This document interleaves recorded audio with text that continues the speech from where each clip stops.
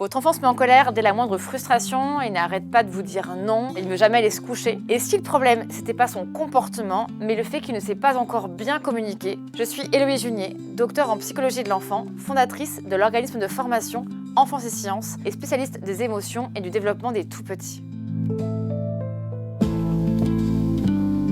Chez les jeunes enfants, les émotions sont très intenses. Mais leur cerveau n'est malheureusement pas encore assez mature pour les réguler. Alors bien souvent, ça passe par le corps, ça passe par les cris, les pleurs, les non, les refus, ou alors par des peurs qui peuvent nous paraître à nous adultes très irrationnelles. Le livre est justement un bon outil pour les accompagner et pour développer leur capacité à comprendre et à exprimer leurs émotions, dès lors que ce livre s'inscrit dans un échange et une relation avec un adulte. Il permet à l'enfant de se reconnaître dans une situation, de mettre des mots sur ce qu'il vit, de mieux comprendre aussi qu'il n'est pas le seul à ressentir tout ça, et ça va être aussi un moment privilégié, partagé au calme, où le parent peut ouvrir la discussion sans pression sur un sujet donné. Les enfants peuvent être d'ailleurs plus réceptifs quand on passe par des histoires, plutôt que par des explications qui vont être plus directes et frontales. Et parfois, ils comprennent mieux aussi à travers un personnage, que quand ça les concerne directement. C'est tout l'objectif de cette collection qui s'appelle Mes tout premiers pourquoi. Margot dit non, Félix apprend les règles, Clément a peur, et ou encore Céleste s'endort toute seule. Ce sont des livres qui sont là pour accompagner les enfants dans leurs émotions du quotidien et aider leurs parents à trouver les bons mots